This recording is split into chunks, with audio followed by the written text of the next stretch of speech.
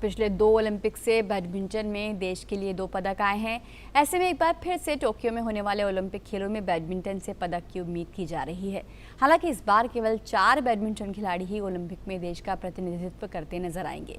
महिला एकल में रियो ओलंपिक की रजत पदक विजेता पीवी सिंधु एक बार फिर से पदक की दावेदारी पेश करेंगी, तो वहीं पुरुष एकल में साई प्रणीत से खेल प्रेमी पदक की उम्मीद कर रहे हैं। इसके अलावा पुरुष युगल में सात्विक साईराज और चिराग शेट्टी की जोड़ी कोर्ट पर उतरेगी। भारतीय टीम के मुख्य कोच पी गोपीचंद टोक्यो में इन खिलाड़ियों से पदक की उम्मीद कर रहे हैं। किस तरह की तैयारी चल रही है? अगर हम ओलंपिक की बात करें तो कुछ विदेशी कोच हायर किए गए हैं जो आपको असिस्ट करेंगे। सभी का प्रिपरेशन अच्छी तरह से हो रहा है। हमारे पास बैडमिंटन एसोसिएशन ऑफ इंडिया और स्पोर्ट्स अथॉरिटी ऑफ इंडिया की सहयोग से अच्छे कोचेस का नियम हुआ है। सो मेंस सिंगल्स में अगुस्ट जो कोच है वो काम कर रहे हैं। विमेन सिंगल्स के लिए पार्क जो कोरियन कोच है वो काम कर रहे हैं, और मेंस डबल्स के लिए मैथायस बो जो डेनमार्क ओलंपिक मेडलिस्ट है वो कोच के तौर पे काम कर रहे हैं। तो हमें बहुत अच्छी सहयोग मिली है और इसके वजह से हमारे प्रिपरेशंस भी अच्छी तरह से हो रहे हैं।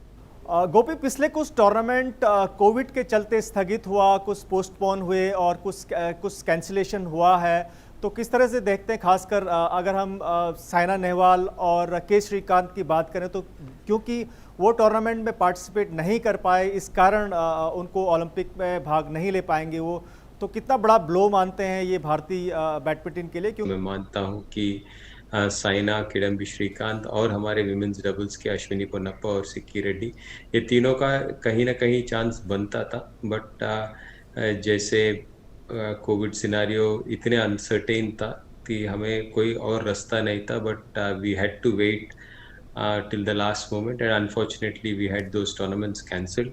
सो हमें इन प्लेयरों को कोई मौका नहीं मिला जो लॉस्ट पॉइंट्स को गेन करने के लिए। अगर हम भारतीय बैडमिंटन टीम की अगर नज़र डालें तो पिछले ओलंपिक में 2012 से बहुत अच्छा प्रदर्शन किया है भारतीय बैडमिंटन खिलाड़ियों ने ओलंपिक में। जो ट्रेडिशनल टीमें हैं जैसे कि चीनी ताइपे है, चीन है, या मलेशिया, फिर थाईलैंड, इन खिलाड़ियों के समकक्ष भारतीय खिलाड़ियों को देखा जा रहा है इस वक्त। तो टोक्यो ओलंपिक में किस तरह से प्रदर्शन की उम्मीद कर रहे हैं आप भारतीय खिलाड़ियों से? आई थिंक अच्छा रहा।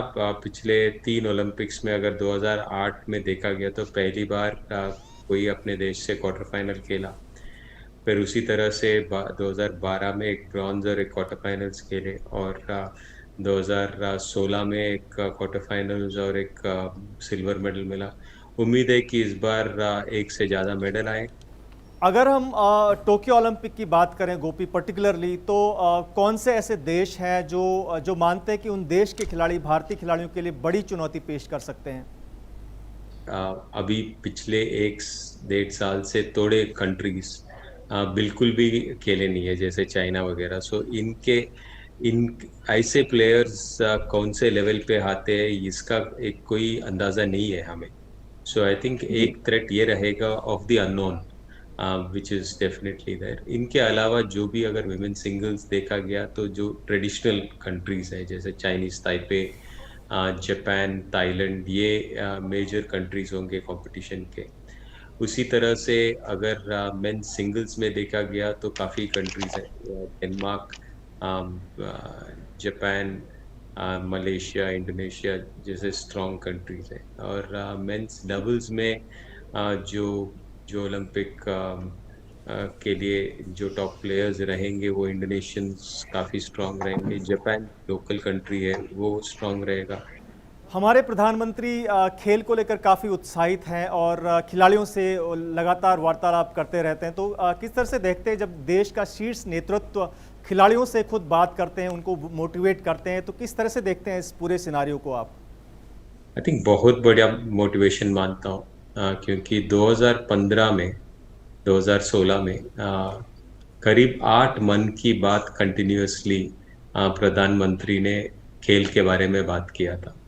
तो कभी इसके पहले ऐसा नहीं हुआ कि हमारे देश के जो वरिष्ठ नेता है वो खेल के प्रति इतना इंटरेस्ट लिया। सो उसी वजह से जो खिलाड़ियों को भी प्रोत्साहन हुआ है और खेल के जो एडमिनिस्ट्रेटर है वो भी अपना जॉब सीरियसली लिए हैं। तो इसके वजह से आज के तारीख में अगर आप खेलो इंडिया मानो, फिट इंडिया मानो या योगा डे मानो, तो सारे जो ऐसे प्रोग्राम्स हैं और ऐसे जो इवेंट्स हैं, इनके लिए जो स्फूर्ति मिलती है वो ऊपर से मान के है कि इनके तरफ से सपोर्ट है।